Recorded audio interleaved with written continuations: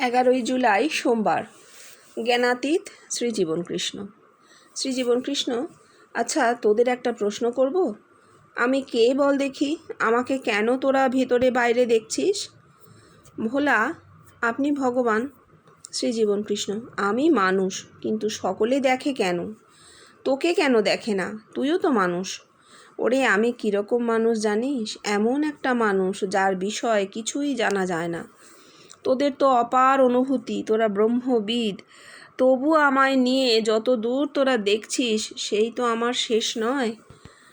আবার আগামী রাত্রে দেখবি, তারপরের রাত্রে দেখবি, তারপরের আবার তুই একা দেখবি তাই নয়, জাতি ধর্ম নির্বিশেষে অগণিত মানুষ দেখছে, দেখবে।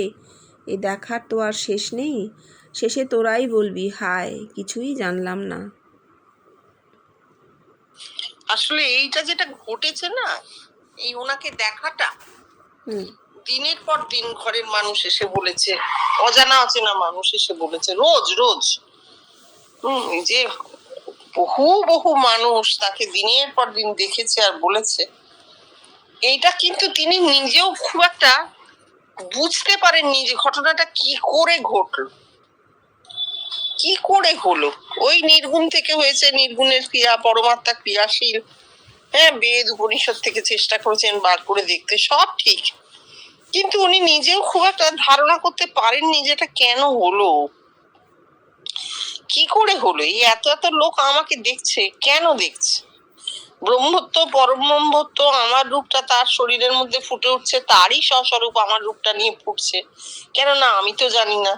একেই তাহলে ব্রহ্মত্ব বলবো বা আমার পরম ব্রহ্মত্ব বলবো, এসব তিনি ভেবেছেন, যুক্তি সাজিয়েছেন, কিন্তু পরিষ্কার করে কারণটা জানা হয়নি, দেখাও হয়নি। এই জন্যই বলছেন যে তোরা তো আবার দেখবি, আবার দেখবি, আবার দেখবি, রোজ দেখবি, দেখতে দেখতে মাথাটা হালকা হয়ে যাবে। তাতেও কিন্তু জানা হবে না যে কেন হলো, কি হলো, বা আমি বা কে, তোরাই বা কে। এইটাই তো রহস্য। এই রহস্য কিন্তু অপার, এটা শেষ হবে।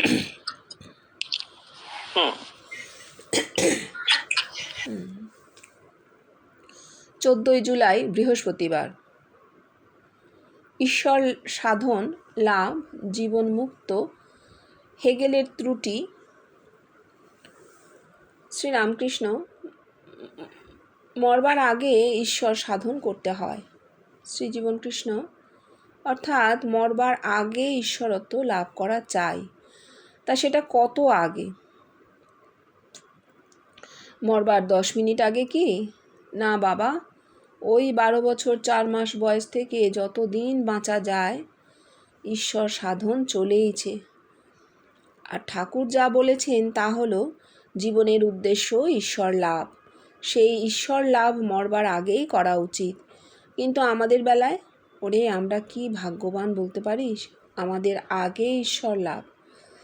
যে মানুষ যে বয়সেই আসুক না কেন, আর আমার কথা কি বলছি, কত মানুষ তো আসার বহু বহু পূর্বে আমায় দেখে তবে এসেছে। এই হলো জীবন মুক্ত।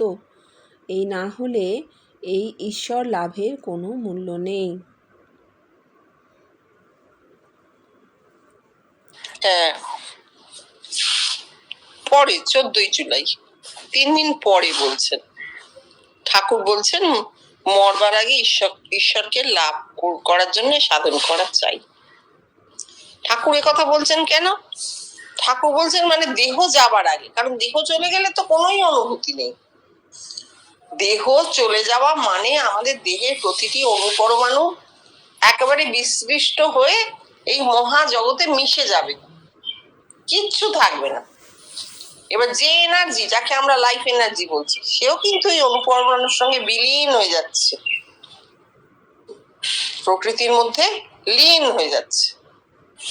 সুতরাং দেহটাই সব, দেহটা যন্ত্র, দেহটা আয়না। এই দেহটা থাকলে তবেই ঈশ্বর লাভ হবে, ঈশ্বরীয় অনুভূতি হবে, সব হবে। তা না হলে কিন্তু কিছুই হবে না। এটা পরিষ্কার ঠাকুর বলছেন। এবার জীবনকৃষ্ণ বলছেন কত আগে? মরবার আগে মানে কত আগে? না, ঠাকুর কিন্তু বলেননি যে মরবার 10 মিনিট আগে কি আখেরে দিনে, না না না, তা বলেননি। ঠাকুর বলছেন বেঁচে থাকতে থাকতে। বেঁচে থাকতে থাকতে, সময় থাকতে থাকতে সাধন করতে হবে, অর্থাৎ সময় থাকতে থাকতে ঈশ্বর দর্শন হওয়া চাই। ঠাকুর কিন্তু পুরো মাপ দিয়ে গেছেন, পুরো মাপ দিয়ে বলে গেছেন যে কোন সময়ে ঈশ্বর দর্শন হয়। ওই বাপ মা জোর করলে হিসে ফেলে দেয়, হ্যাঁ, জোর করলে বলে সাধন করে জানালে। ঠাকুরের জীবন থেকেই আমরা জানতে পারছি যে বয়সটা কত হওয়া উচিত। পূর্ণ বিকশিত শরীর, মরে যাওয়ার আগে শরীর আর চলছেই না, তখন তো ঈশ্বর দর্শন হবে না। এইটা, এই যে বলছেন 12 বছর 4 মাস বয়সে এই ঈশ্বর সাধন চলেইছে, যতদিন বাঁচা যায়। এইবার জীবন কৃষ্ণ বলছেন ঈশ্বর দর্শনই তো শেষ নয়, ঈশ্বর দর্শনের পরেও স্তর একটার পর একটা খুলতে থাকে, আরো আরো আরো। এই কি শুধু একজন মহাপুরুষের ক্ষেত্রে না, বিবর্তন তো জগতে খুলে যাচ্ছে স্তর। আমাদের হয়েছে কি করে? আমরা কি সাধন করেছি? কিছু তো করিনি। জগতের মানুষেরই হচ্ছে, আমাদের হচ্ছে মানে জগতের মানুষের হচ্ছে। কেন? বিবর্তনে হচ্ছে বলে। মোটর গাড়ি আবিষ্কার হলো, সবাই তো তাতে চড়ে এখন, কেউ কি বাদ আছে? সবাই কি আবিষ্কার করেছে মোটর গাড়ি তারপর তাতে চড়েছে? তা তো নয়, আবিষ্কার কেউ একজন করেছে, কিন্তু ফল ভোগ করছে জগতের সকলে। বিবর্তন এইটাই। সেই রকমই একটা পর একটা স্তর খুলে যাবে, খুলতেই থাকবে, অসীম, কোনো শেষ নেই।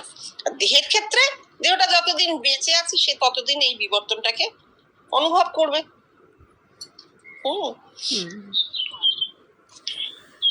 হেগেল বলছে God is going to realize himself through the manifestation of this universe. হেগেলের এই কথা অর্ধ সত্য। সে জানতো না যে একটা বীজও যা এই বিরাট বিশ্ব সংসারও তা। বেদান্তের এই অনুভূতি তার হয়নি, তা সে জানবে কি করে? তারও ওপরে যা এই বিরাট বিশ্ব একটা ধ্বনি মাত্র, তারও ওপরে আছে, সেখানে গেলে তো কথা চলে না। বাবা, গভীর ব্যাপার। হেগেল বলছেন God is going to realize himself through the manifestation of this universe, অর্থাৎ ঈশ্বর এই বিশ্বের প্রকাশের মধ্যেই নিজেকে অনুভব করেন। ঈশ্বর নিজেকে জানতে পারেন এই বিশ্বের প্রকাশে। মহাবিশ্বের যে প্রকাশ, ম্যানিফেস্টেশন, সগুণ ব্রহ্ম নেচার, যে নেচার ম্যানিফেস্টেড, এই ম্যানিফেস্টেড নেচারই হচ্ছে ঈশ্বরের প্রকাশ। এই তো বলতে চেয়েছেন হেগেল। কিন্তু এই বিরাট বিশ্ব করে এরা যে জায়গায় আমাদের ঠেলে নিয়ে গেছেন, যে মানুষ এই অসীমে সাঁতার কাটছে আর হাবুডুবু খাচ্ছে। সবাই তো সাঁতার জানে না, হাবুডুবু খাচ্ছে। কিন্তু সেখান থেকে যদি বলা যায় যে একটা বীজ, সেই বীজই এই বিরাট বিশ্ব,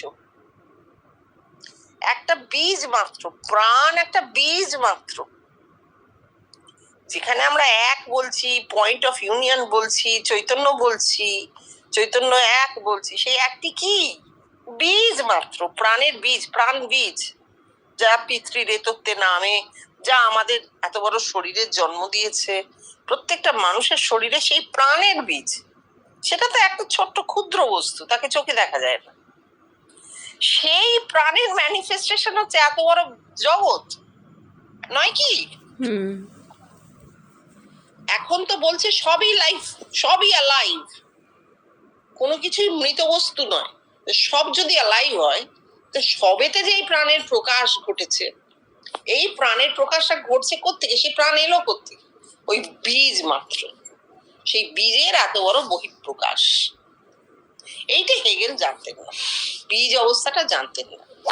এইবার জীবনকৃষ্ণ বলছেন প্রাণেরও ওপরে আছে বীজ, পিতৃবীজ, ভাইব্রেশন, ধ্বনি, নাদ মাত্র, কম্পন। আমরা জানি এখন কনসাসনেস কম্পন, তাই না? ওয়েভ, ওয়েভ, ওয়েভ থেকেই তো ধ্বনির সৃষ্টি হয়। ভাইব্রেশন বা ওয়েভ থেকেই ধ্বনির সৃষ্টি। এই ওয়েভ মাত্র, মানে প্রাণেরও ওপরের যে অবস্থাটা, বীজেরও ওপরের যে অবস্থাটা, যেখানে বীজকেও আর পাওয়া যাচ্ছে না, কি আছে? ধ্বনি মাত্র। আর তার উপরে কথা চলে না। শূন্য থেকে ধ্বনি আসছে। এই শূন্যটা কিন্তু ইটারনালি পজিটিভ একটা শূন্য, এটা কোনো নেগেটিভ নয়, নেতি নয়, একদম অস্তিবাচক শূন্য। সেই শূন্য থেকে ধ্বনি নামছে, সেই ধ্বনি থেকে বীজ নামছে, সেই বীজ থেকে বিশ্ব সৃষ্টি হচ্ছে। বেদের নিগম, বেদের নিগম। দেখো, বেদের নিগম আমরা সাধারণত আলোচনা করি না, আমরা বেদান্তের নিগমই বেশি আলোচনা করি। পৌরাণিক নিগমে অবতার তত্ত্ব বলা হয়ে গেছে, ওটা হয়ে গেছে, ওই যুগটা শেষ। বেদের নিগম, এই বেদান্তের নিগম আলোচনা করি, কিন্তু বেদের নিগম আমরা বিশেষ বলি না। বেদের নিগম হচ্ছে এই এই যাকে নির্গুণ বলছি, যাকে শূন্য বলছি, ইটারনালি পজিটিভ, মানে অনন্তকালীন যে অস্তিত্ব, অথচ আমরা যাকে ধরতে পারছি না, সেই শূন্য। সেই শূন্য থেকে প্রথম নাদ নামে, ভাইব্রেশন, কনসিয়াসনেস ভাইব্রেশন। সেই ভাইব্রেশন থেকে আসে বীজ, যে বীজ চোখে দেখা যায় না, কিন্তু প্রাণের অস্তিত্ব আমরা সারাক্ষণ নিজেদের শরীরের মধ্যেই অনুভব করতে পারছি। প্রাণ না থাকলে প্রাণহীন দেহ তো মৃত দেহ। সেই প্রাণ, তা থেকে এত বড় বিশ্ব। আমি একা নই, তুমি একা নও। এ বিশ্বের সমস্ত কিছু যে ম্যানিফেস্টেড কন্ডিশনে, প্রকাশিত অবস্থায় আমরা দেখছি, তা হচ্ছে ওই প্রাণের প্রকাশ। অদ্ভুত ব্যাপার এটা তো। দেখো, কি তুমি আমি কাউকে বুঝিয়ে বলতে পারবো? মানে এটা কি বোঝানোর জিনিস না অনুভবের বস্তু? অনুভব। হ্যাঁ, একটু চিন্তা করতে হবে, একটু ভাবতে হবে যে কি বলতে চাইছেন, কি অদ্ভুত কথাটা। এটা হচ্ছে বেদের নিগম, যে সেই নির্গুণ শূন্য, নির্গুণ ব্রহ্ম শূন্য, তা থেকে নামছে নাদ, তা থেকে নামছে বীজ, তা থেকে নামছে এই প্রকাশিত বিশ্ব। অপ্রকাশিত অবস্থা এখনো অনেক অনেক অনন্ত আছে, অনন্ত, শেষ নেই, শুরুও নেই, শেষও নেই। আমরা শুরু শেষ কেন ভাবি? কারণ প্রকাশিত অবস্থায় যেভাবে আমরা দাঁড়িয়ে থাকি, তার একটা স্থান কাল আছে। সেই স্থান কালটা আমাদের কি করছে? সীমা করে দিচ্ছে। তো এরপর শেষ হয়ে যাবে, আবার একটা হচ্ছে, এইটা আমাদের ভাবনা। কিন্তু অনন্তকালীন ব্যাপার স্যাপারে তো স্থানকাল নেই, অনন্তকাল ধরেই চলবে। আমাদের মনে হচ্ছে এরপর কি হবে, তারপর কি হবে, আসলে ওসব কিছু না, ওটা হয়ে আছে। খুবই খুবই অদ্ভুত ব্যাপার, মানে ভাবলে কিরকম লাগে না, অদ্ভুত লাগে। ঠিক আছে, পড়ো। 18 জুলাই সোমবার। কালী গৌরাঙ্গ হলে তবে মান হুঁশ, ভগবান হওয়ার প্রমাণ সমষ্টিতে। স্বপ্নের ব্যাখ্যা জনকের ব্রহ্মজ্ঞান হয়নি। শ্রীরামকৃষ্ণ, কালী গৌরাঙ্গ এক বোধ হলে তবে ঠিক জ্ঞান। শ্রীজীবন কৃষ্ণ, আমাদের কেষ্টবাবুও দেখেছিলেন, আর দেখেছিল হরেন, সে মারা গেল। আজ কেষ্টবাবুর সঙ্গে যোগাযোগ নেই। তারা তো দেখল, কিন্তু তাদের কি ঠিক জ্ঞান হলো? কালী গৌরাঙ্গ কিন্তু ঠিক ঠিক এক জ্ঞান হয়েছে। কি বল দেখি, মায়েরা যখন আমায় দেখছে তখন কি হচ্ছে? কালী গৌরাঙ্গে পরিবর্তিত হচ্ছে। এ সেই বেদেরই কথা, তং স্ত্রী। গৌরাঙ্গ চৈতন্য, তাদের চৈতন্য হচ্ছে। কি চৈতন্য হচ্ছে? অন্তরে এক পুরুষে পরিবর্তিত হয়ে তারা বলছে, এতদিন আমরা মানুষ ছিলাম, এইবার আমরা মানহুষ হলাম। আর এই বোধ নয় বাবা, ডাহা বাস্তব প্রত্যক্ষ অনুভূতি। দেখো, উনি তো বলেছেন ওনার মতন করে সুন্দর হয়েছে। ভোলাদাও এরকমই নোট করেছেন। আমরা আরেকটু এগিয়ে ভাবি। কালী এই দেহ, কালী এই দেহ, কাল থেকে সৃষ্টি হয়েছে দেহ কালী। কালের যা কিছু মানে যে সময় দাঁড়িয়ে আছি, সেই সময়, সেই কালে যা যা প্রকাশ হবার দেহে তাই হয়, তার বাইরে তো কিছু হবে না। তাই কালী এই দেহ, আর গৌরাঙ্গ হচ্ছে দেহস্থ চৈতন্য। কালী গৌরাঙ্গ এক, মানে যখন দেহটা চৈতন্যময় হয়ে যায়, যখন দেহটা চৈতন্যময় হয়ে যায়, তখন সেই মানুষটা তার সামনের জগৎকে সবই দেখেন ওই অহং স্ত্রী, অহং মানুষ, অহং কুমারও তো বা কুমার, না আমার সামনের এই জগৎ যা আমি দেখছি, এই চৈতন্যময় জগৎ আসলে আমি, কারণ আমার দেহটা চৈতন্যময় হয়ে গেছে। এটা একদম যার অনুভূতি তার অনুভূতি, বুঝতে পেরেছ? আমাদের কিন্তু এখনো দেহ চৈতন্যময় হয়নি, আমাদের মাথায় চৈতন্যের বিকাশ ঘটছে ধীরে ধীরে ধীরে ধীরে, ব্রেন সেল খুলছে, মাথায় চৈতন্যের বিকাশ হচ্ছে, দেহ কিন্তু এখনো চৈতন্যময় হয়নি। এইটা আমাদের বুঝতে হবে। দেহ যদি চৈতন্যময় হয়, হয়ে যেতে পারেই, যা আছে তাই হবে, যা নামবে নির্গুণ থেকে। দেহ যদি চৈতন্যময় হয়ে যায়, তখন প্রতিটি মানুষ সামনের জগতের দিকে তাকিয়ে নিজেকেই দেখবে, নিজের রিফ্লেকশনকে দেখবে, নিজেরই প্রতিবিম্ব এই জগৎ, এইটা তার সম্পূর্ণ ধারণা হবে।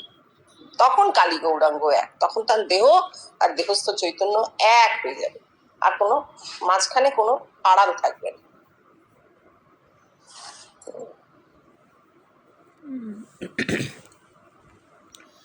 শ্রীরামকৃষ্ণ ভগবান দর্শন আর ভগবান লাভ। শ্রীজীবন কৃষ্ণ ঠাকুর যখন ভগবান দর্শনের কথা বলছেন, তখন তিনি ঠিক ঠিক যোগের কথা বলছেন, আর যখন ভগবান লাভের কথা বলছেন, তখন সেটা এলোমেলো যোগের কথা বলছেন, তখন সেটা এলোমেলো যোগের কথা নয়। ভগবান লাভ জগতে এই প্রথম হলো, অর্থাৎ মানুষ ভগবান সে এই প্রথম। ভগবান লাভ মানে ভগবান হওয়া। এই ভগবান হওয়ার প্রমাণ বেষ্টিতে হয় না, সমষ্টি ভগবান হয়ে একের ভগবানত্বের প্রমাণ দেয়, যা এখানে হচ্ছে আমাকে তাদের অন্তরে দেখে। হ্যাঁ, ভগবান দর্শন বেষ্টি, ভগবান দর্শন বেষ্টি, মায়েরই বলছি তাকে দেখেছি, মানে তুই বিশ্বাস কর আমার কথা, আমি মায়েরই বললে তুই আমার কথা বিশ্বাস করবি, আমি মায়ের দিব্যি দিচ্ছি, আমি দেখেছি তাকে, এই যেমন তোকে দেখছি ঠিক এরকম দেখেছি। মানে কি হচ্ছে, ঠাকুর বারবার একটা কথা বলে জানাতে চাইছেন যে আমার হয়েছে রে, আমার হয়েছে, তোরা যদি আমাকে স্বীকার করিস, তাহলে আমার ভগবান দর্শনকেও তোরা স্বীকার করবি। কিন্তু ওভাবে প্রমাণ তো হয় না, মানে যুক্তি তো নেবে না, সামনে বসা অন্তরঙ্গ মানুষ তারা নেবেন, কারণ তারা ভালোবাসেন, তারা ঠাকুরের প্রবল আকর্ষণে তার কাছে এসেছেন, তারা ঠাকুরের কথা নেবেন। কিন্তু পরবর্তীতে কেউ নেবে না, প্রমাণ চাই। প্রমাণ ভগবানত্বে, ভগবান লাভে। কখন? যখন সামনে প্রচুর মানুষ থাকবেন এবং তারা ভগবানত্বের কথাটা জানাবেন ভেতরে দেখে, আপনাকে দেখলাম আপনি ভগবান, এইটা তারা জানাবেন। ব্রহ্মত্ব তো জানে না মানুষ তখন। আমি যখন প্রথম জীবন কৃষ্ণকে দেখি ওই রকমই দেখছিলাম যে ভগবান, উনি ভগবান, আমি ভগবান ভগবান বলে ওনার কোমর জড়িয়ে ধরেছি। তো এইটা খুব পরিষ্কার, এই জিনিসটা পরিষ্কার যে বেষ্টিটা তোমাকে অ্যাকসেপ্ট করতে হবে, কিন্তু বিশ্বাসের উপর তো কোনো কিছু দাঁড়ায় না, বিশ্বাস তো প্রমাণ নয়। প্রমাণ হচ্ছে সমষ্টি দেবেই যে হ্যাঁ আপনি ভগবান, আমরা দেখেছি আপনাকে ভেতরে, তবে কথামৃত পাঠ চলাকালীন ধীরেন রায় তার একটি স্বপ্ন দর্শনের কথা নিবেদন করলেন।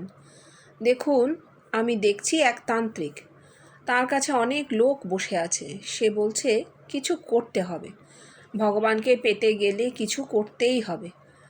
আমি তখন অবলার দিকে চেয়ে বলছি, এ কী বলে রে, করে ভগবানকে পেতে হবে? আর আমরা দেখলাম ভগবত কৃপায় ভগবান লাভ, উনিও তো সেই কথাই বলেন। আমি আর অবলা সেখান হতে উঠে এলাম। উঠানে দেখি একটা পেয়ারা গাছ, পেয়ারা পেকে রয়েছে, একটা পেয়ারা আমার মাথায় ঠেকলো। ছিঁড়ে খেতে গিয়ে কাঁচা অবস্থা শুকিয়ে গেলে পেয়ারা যেমন বিস্বাদ হয়, সেই রকম থু থু করে মুখ থেকে ফেলে দিলাম। অবলা বলল, আপনি গয়ায় পেয়ারা দিয়েছেন না, আবার খেলেন যে? আমি বললাম, দূর দূর, শ্রাদ্ধই কোথায় রইল তার ঠিক নেই, আবার পেয়ারা দান। এই বলে আমরা দুজনে রাস্তায় বেরিয়ে এলাম। রাস্তায় এসে এই ঘরের অনেক বন্ধু বান্ধবদের সঙ্গে দেখা হলো, আর দেখি আপনি সকলের আগে আগে চলেছেন। যেতে যেতে দেখি ট্রাম কিংবা ট্রেনের লাইন, সেই লাইনের ওপর অদ্ভুত ধরনের একটা ট্রলি চলছে। তার মধ্যে একটি মেয়ে ছেলে বসে আছে, তার সর্বাঙ্গ ঢাকা, শুধু মুখটি দেখা যাচ্ছে। আপনি ট্রলিটাকে ছোঁয়া মাত্র সেটা থেমে গেল। মেয়ে ছেলেটি ট্রলি থেকে নেমে একপাশে দাঁড়িয়ে রইল। আমাদের কারোর তার দিকে ভ্রুক্ষেপ মাত্র নেই। আমরা ট্রলিতে ওঠা মাত্র চলতে লাগলো। মেয়েটি নিশ্চল পাথরের মতন দাঁড়িয়ে রইল সেই জায়গায়। আমরা এগিয়ে চলেছি। শেষে আমরা একটা মাঠে এসে পৌঁছলাম। মাঠটা রেলিং দিয়ে ঘেরা, তবুও না জানি কী করে সকলেই সেই রেলিং টপকে মাঠের মধ্যে চলে গেল। আর আমি ভাবছি, আমি তো বেটে মানুষ, কি করে টপকাবো রে বাবা। অথচ আমার যেন শক্তিও নেই ওই বেড়া ডিঙোবার। আপনি আমায় নামমাত্র ছুঁয়ে দিলেন। আমি দেখলাম আমি মাঠের মধ্যে সকলের সঙ্গে দাঁড়িয়ে আছি। স্বপ্ন শেষ। শ্রীজীবন কৃষ্ণ, তোর স্বপ্নের প্রথমার্ধে দেখাচ্ছে তন্ত্রের সাধনের কি ফল, মানুষকে একদিন থু থু করে ফেলতেই হবে। আর দ্বিতীয়ার্ধে দেখাচ্ছে দেহ সর্বস্ব মানুষ, এতদিন দেহ যা চেয়েছে তাই করে এসেছে। ইট, ড্রিঙ্ক অ্যান্ড বি ম্যারি। এতদিন আদ্যাশক্তি দেহ রথ চালিয়ে এসেছে, এইবার ব্রহ্ম স্বয়ং চালাচ্ছে মানুষের এই দেহ রথগুলি। তাদের নিয়ে কোথায় গেলেন?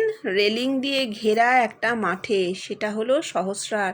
তুইও ব্রহ্মের স্পর্শে, আমার স্পর্শে এই হাড় মাসের বেড়া ডিঙিয়ে মাঠে সহস্রারে গেলি। এই স্বপ্নের যেটা সবচেয়ে প্রমিনেন্ট ফিচার, সেটা হলো দেহ আর মানুষকে চালাবে না, চালাবে স্বয়ং ব্রহ্ম। আমি নে পর।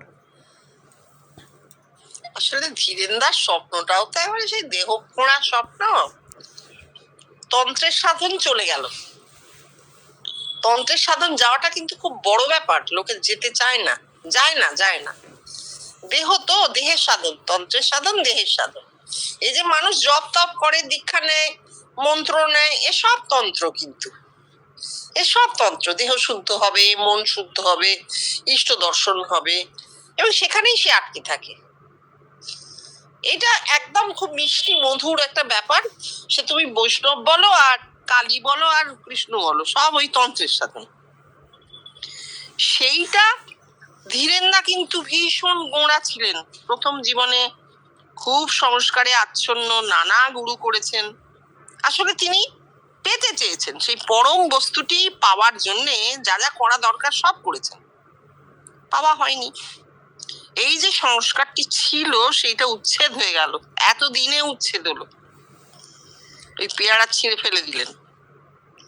আবার অবলাদা বলছেন আপনি গয়ায় পেয়ারা দিয়েছেন না, মনে করিয়ে দিচ্ছেন অবলাদা যে আপনার সংস্কার ছিল, কিন্তু আপনার কিন্তু সংস্কার ছিল বেষ্টির।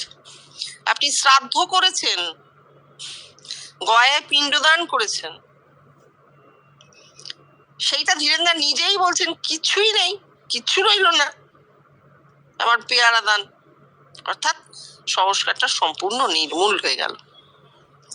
এরপর যে দেখছেন ট্রেনের লাইন, গতি, গতি, জগতের গতি, সেটা সেখানে যে ট্রলিটা রয়েছে সেখানে একজন মেয়ে বসে আছে, একজন নারী, শুধু মুখটা দেখা যাচ্ছে। তাহলে নারী মানে দেহ, প্রকৃতি। প্রকৃতি এতদিন তাহলে গতি চালনা করেছে, গতিটাকে পরিচালনা করেছে, আমাদের প্রত্যেকের দেহের গতি পরিচালনা করেছে প্রকৃতি। সেইটা যেই পুরুষ ছুঁলো, থেমে গেল গতিটা। তারপর কি হলো? ট্রলি থেকে সে নেমে গেল, অর্থাৎ প্রকৃতি গতিকে ছেড়ে দিল। কার হাতে গেল গতি? ব্রহ্মের হাতে। অর্থাৎ দেহ আর পরিচালনা করবে না, করবে আত্মা বলো, ব্রহ্ম বলো, সে নিয়ে চলে গেলেন, সহস্রারে নিয়ে চলে গেলেন। কেননা দেহের মধ্যে আটকে থাকলে তো আবার সেই নারী এসে উঠবে ট্রলিতে। আবার প্রকৃতি তাকে গ্রাস করবে, বশ করবে। তাই প্রকৃতির পারে নিয়ে গেলেন, সেই রবীন্দ্রনাথের কথা, প্রকৃতির বেড়া ডিঙিয়ে যাওয়া, প্রকৃতির বেড়া ডিঙিয়ে যাওয়া হলো।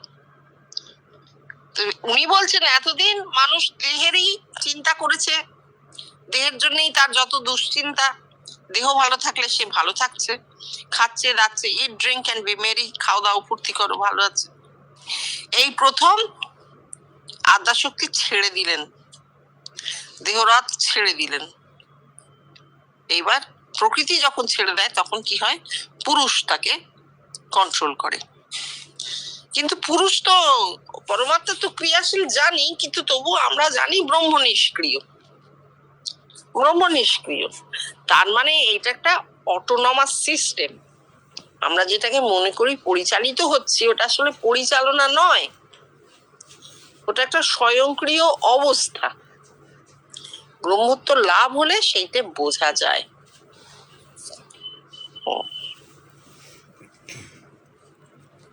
পাঠ শ্রীরামকৃষ্ণ। ঠিক ছেলে মা ছাড়া থাকতে পারে না। শ্রীজীবনকৃষ্ণ।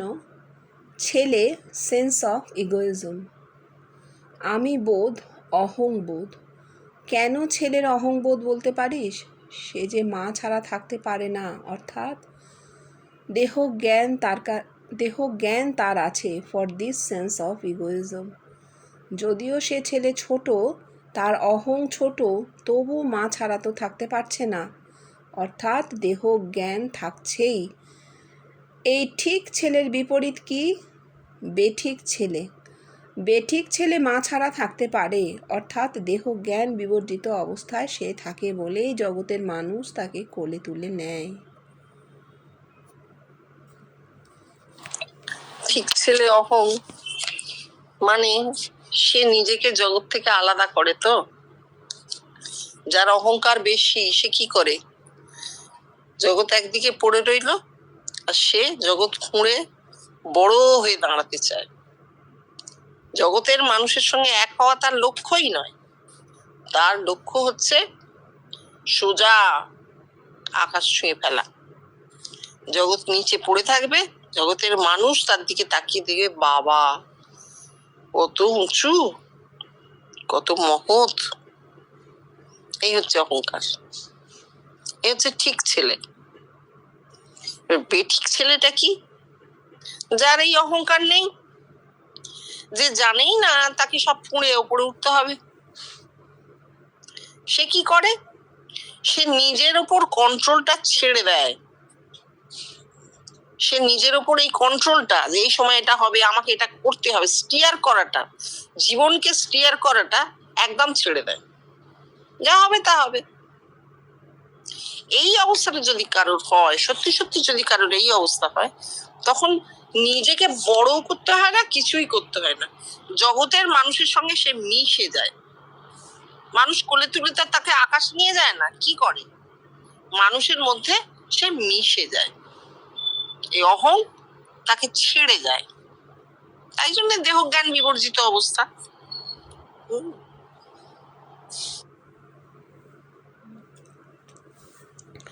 শ্রীরামকৃষ্ণ জনকের কাছে সুখদেব ব্রহ্ম জ্ঞান উপদেশের জন্য গেলেন।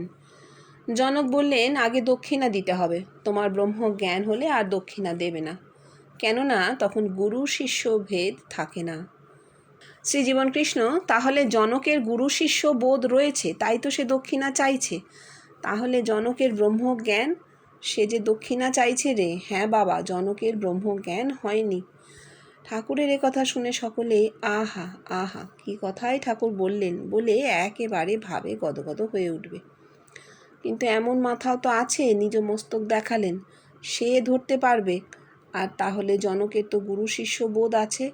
ওহ, তাহলে তো তার ব্রহ্মজ্ঞান হয়নি। হ্যাঁ, এই যে মুশকিলটা কি জানো, যে গল্প তৈরি করতে গেলে না, এগুলো তো গল্প, উপনিষদের গল্প। জনক বলে একজন রাজা ছিলেন। জনক একজন রাজা নয়, মিথিলা রাজ্যের রাজাদের উপাধি ছিল জনক, মানে প্রজার পিতা আর কি, প্রজাপিতা জনক। আর এটা গণতন্ত্র ছিল, সেখানে গণ মিথিলা একটি গণ ছিল, রাজ্য নয়। গণ কি? যেখানে প্রজারা স্থির করে দেবে যে রাজা কে হবে, তাদের কে পরিচালনা করবে। তাই জন্য সবাইরই উপাধি ছিল জনক। এখানে যে জনকের কথা বলা হয়েছে, রামায়ণের সময়কার একটা ধরা হয়েছে, তার নাম ছিল কুশধ্বজ। সেই কুশধ্বজ জনকের মানে পালিত কন্যা ছিলেন সীতা। এবার কথা হচ্ছে, তার কাছে যাজ্ঞবল্ক্য যেতেন। এগুলো খুব সমস্যার ব্যাপার। এই যাজ্ঞবল্ক্যও কিন্তু একটা গোত্র, এক শ্রেণীর, একটি গোত্রীয় ঋষি, এক গোত্রীয় ঋষি যাজ্ঞবল্ক্য। আরো প্রচুর যাজ্ঞবল্ক্য আগেও এসেছেন, পরেও এসেছেন, যেমন গাঙ্গুলি, যেমন তুমি দাস, প্রচুর প্রচুর, খুঁজে পাওয়া যাবে না। সেই যুগেও ছিল, মানুষের সংখ্যা কম ছিল। অনেক অনেক যাজ্ঞবল্ক্য আগেও এসেছেন, পরেও এসেছেন। এবার এই জনকের সময়ের যে যাজ্ঞবল্ক্য, তিনি বৃহদারণ্যক উপনিষদের রচয়িতা। তিনি জনকের কাছে যেতেন তাকে ব্রহ্মজ্ঞান দান করতে। কিভাবে? তিনি যেতেন, তার কিছু আশ্রম চালানোর জন্য কিছু অর্থের দরকার হতো, মানে শস্য, সোনা, গাভী ইত্যাদি। সেইগুলো জনকের কাছে যেতেন, জনক তাকে দেবেন, প্রার্থী হয়ে যেতেন। কিন্তু ওইভাবে তো নেবেন না, গ্রহণ করবেন না তিনি। তাহলে কি করবেন? তিনি জনককে গিয়ে বলতেন, তুমি কি জানতে চাও, প্রশ্ন করো। জনক তাকে এই ব্রহ্মবিদ্যা বিষয়ক প্রশ্ন কিছু করতেন, সেই উত্তর যাজ্ঞবল্ক্য দিতেন। দিয়ে তারপর ওই সোনা মোড়ানো শিং ওলা গাভী, প্রচুর শস্য ইত্যাদি নিয়ে আশ্রমে ফিরে যেতেন। এই ছিল সম্পর্ক। তাহলে কে কাকে ব্রহ্মজ্ঞান দেবে বলো? এখানে তো একটা দেওয়া নেওয়ার সম্পর্ক রয়েছে, তাই না?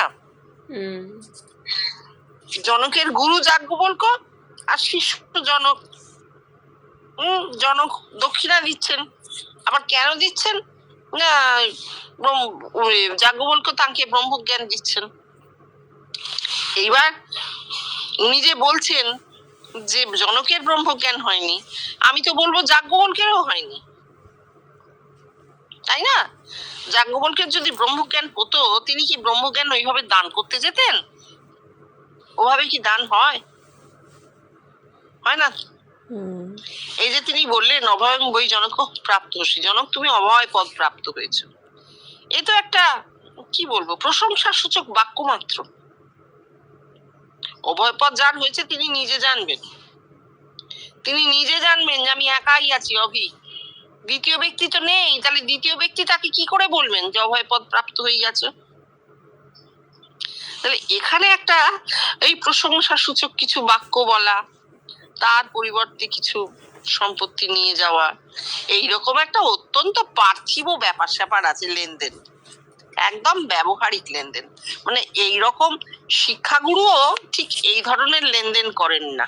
সেখানেও একটা স্পষ্ট বিভাজন আছে, স্পষ্ট কথা আছে মুখে, যে আমাকে মাসে আপনি 2000 টাকা দেবেন, আমি আপনার ছেলেকে বা মেয়েকে অঙ্ক, সায়েন্স গ্রুপ দেখিয়ে দিয়ে যাবো, সপ্তাহে 2 দিন করে এসে এই 3টে সাবজেক্ট আমি দেখিয়ে দিয়ে যাব। এই যে কথাটা হলো, এই যে চুক্তিটা হলো, এই চুক্তিতে কি হলো? বাবা মা শিক্ষকের হাতে টাকাটি তুলে দেন, আর ছাত্র বা ছাত্রী তারা শিক্ষকের সঙ্গে তাদের পড়াশোনারই সম্পর্ক। শিক্ষক তাদের জ্ঞান দান করে, সে বাহ্য জ্ঞান মানে এই জগতের জ্ঞানই হোক আর যাই হোক, এই সমস্ত শিক্ষা বিষয়ক যা আছে তাই জ্ঞান দান করে, সে তাই হোক। কিন্তু সেখানে চুক্তিটা কিন্তু স্পষ্ট, সেখানে কোনো ওইরকম আড়াল নেই যে আমি তোমাকে শিক্ষা দিলাম, এবার তুমি আমাকে কি দেবে দাও। না, এরকম সরাসরি ছাত্রের সঙ্গে গুরু শিষ্য সম্পর্কের মধ্যে এইভাবে টাকা কিন্তু ঢুকে পড়েনি, বাবা মা দিয়ে দেন, এটাই আমরা এখনো জানি। পরে যখন বড় হয় ছাত্রছাত্রী, তখন তারা কি করে, মাসে একবার টাকা দেওয়া হয়ে গেল, কিন্তু সারা মাস যিনি পড়াবেন তার সঙ্গে ওই গুরু শিষ্য সম্পর্ক বজায় আছে, সে তো মন্দের ভালো। আর ব্রহ্মজ্ঞান দান করলে, ব্রহ্মজ্ঞান কি ওইভাবে দান করা যায় নাকি? ব্রহ্মজ্ঞান দান করা যায়?